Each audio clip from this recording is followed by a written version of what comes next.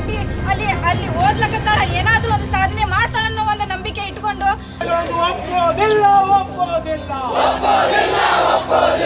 26,000 ಹುದ್ದೆಗಳ ಅಧಿಸೂಚನೆ ಈ ಕೂಡಲೇ ಹೊರಡಿಸಿ.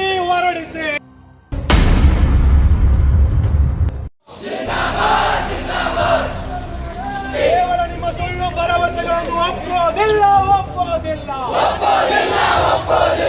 26,000 ಹುದ್ದೆಗಳ ಅಧಿಸೂಚನೆ ಈ ಕೂಡಲೇ ಹೊರಡಿಸಿ. 2 ಕೋಟಿ ಉದ್ಯೋಗದ ಭರವಸೆ ಏನಾಯಿತು ಮೋದಿ ಅವರೇ?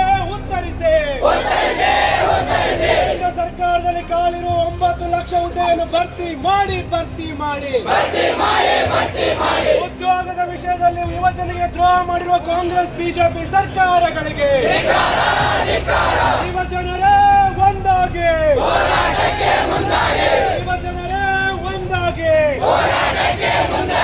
ನಮ್ಮ ಹೋರಾಟ ನಿಲ್ಲೋದಿಲ್ಲ. ಎಲ್ಲಿಯವರೆಗೂ ಹೋರಾಟ? ಯಾತಕ್ಕಾಗಿ ಹೋರಾಟ? ಕಾಲಿರುವ ಎಲ್ಲ ಹುದ್ದೆಗಳನ್ನು ಭರ್ತಿ ಮಾಡಿ. ಉದ್ಯೋಗವನ್ನು ಕಡಿತ ಮಾಡುವ FRMB ಯೋಜನೆ ಬೇಡವೇ ಬೇಡ. ಸರ್ಕಾರಿ ವೆಚ್ಚ ಕಡಿತ ಮಾಡುವ FRBM ಕಾಯ್ದೆ ರದ್ದುಗೊಳಿಸಿ.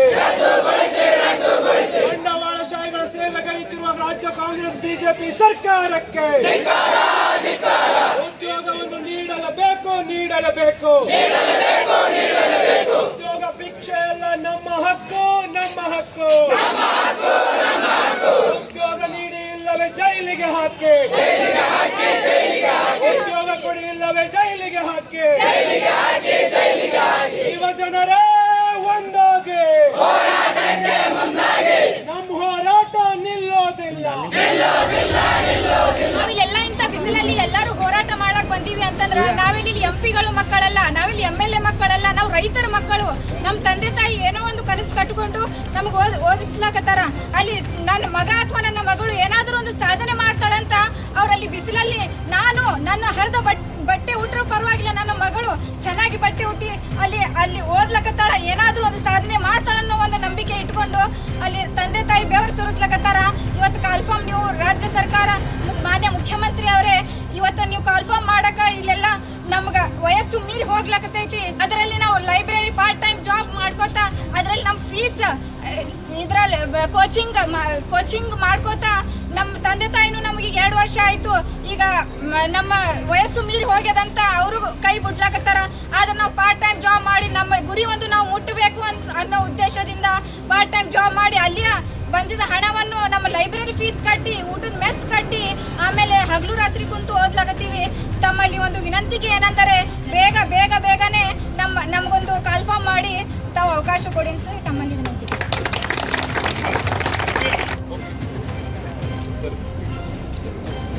ಧನ್ಯವಾದ. ಕೆಲವು ಬೇಡಿಕೆಗಳನ್ನು ಇಲ್ಲಿ ಓದ್ತಾ ಇದ್ದೀನಿ.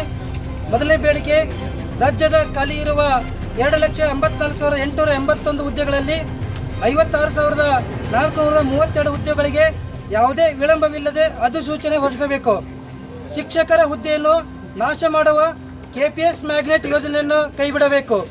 ರಾಜ್ಯದಲ್ಲಿ ಖಾಲಿ ಇರುವ 50,000ಕ್ಕೂ ಹೆಚ್ಚು ಪ್ರಾಥಮಿಕ ಮತ್ತು ಪ್ರೌಢಶಾಲಾ ಶಿಕ್ಷಕರು ಹಾಗೂ ಚಿತ್ರಕಲಾ, ಸಂಗೀತ, ದೈಹಿಕ ಶಿಕ್ಷಕರ ಹುದ್ದೆಗಳನ್ನು ಭರ್ತಿ ಮಾಡಬೇಕು.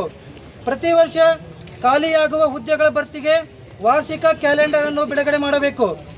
ಕೇಂದ್ರದ 78 ಇಲಾಖೆಗಳಲ್ಲಿ ಖಾಲಿ ಇರುವ 9.79 ಲಕ್ಷ ಹುದ್ದೆಗಳು ಭರ್ತಿಗೆ ಕೂಡಲೇ ಕ್ರಮ ಕೈಗೊಳ್ಳಬೇಕು.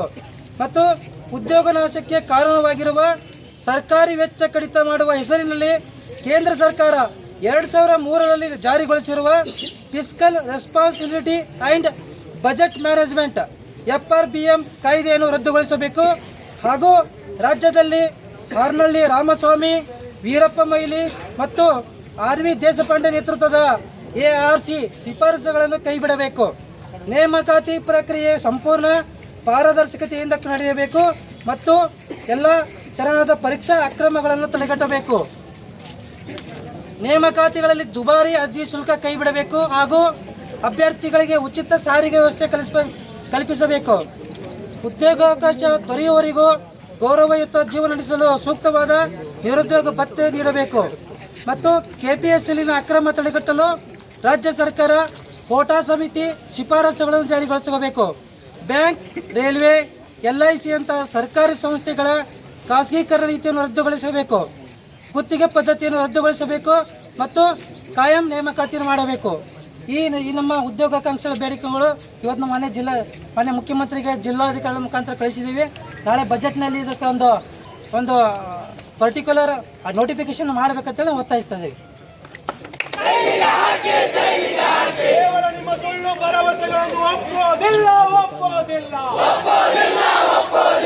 56,000 ಹುದ್ದೆಗಳ ಅಧಿಸೂಚನೆ ಈ ಕೂಡಲೇ ಹೊರಡಿಸಿ. 2 ಕೋಟಿ ಉದ್ಯೋಗದ ಭರವಸೆ ಏನಾಯಿತು ಮೋದಿ ಅವರೇ? ಉತ್ತರಿಸಿ.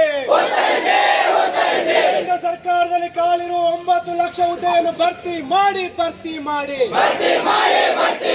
ಉದ್ಯೋಗದ ವಿಷಯದಲ್ಲಿ ಯುವಜನಿಗೆ ದ್ರೋಹ ಮಾಡಿರುವ ಕಾಂಗ್ರೆಸ್ ಬಿಜೆಪಿ ಸರ್ಕಾರಗಳಿಗೆ ಯುವಜನರೇ ಒಂದಾಗಿ.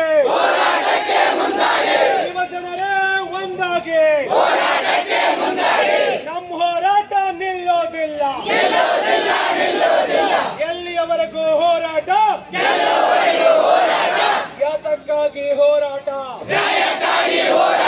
ಕಾಲಿರುವ ಎಲ್ಲಾ ಹುದ್ದೆಗಳನ್ನು ಭರ್ತಿ ಮಾಡಿ. ಉದ್ಯೋಗವನ್ನು ಕಡಿತ ಮಾಡುವ FRMB ಯೋಜನೆ ಬೇಡವೇ ಬೇಡ.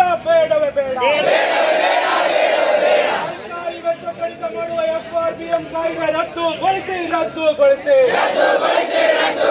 ಬಂಡವಾಳಶಾಹಿಗಳ ಸೇವೆಗೈತಿರುವ ರಾಜ್ಯ ಕಾಂಗ್ರೆಸ್ ಬಿಜೆಪಿ ಸರ್ಕಾರಕ್ಕೆ ಉದ್ಯೋಗವನ್ನು ನೀಡಲೇಬೇಕು. ಉದ್ಯೋಗ ಭಿಕ್ಷೆ ಎಲ್ಲ ನಮ್ಮ ಹಕ್ಕು.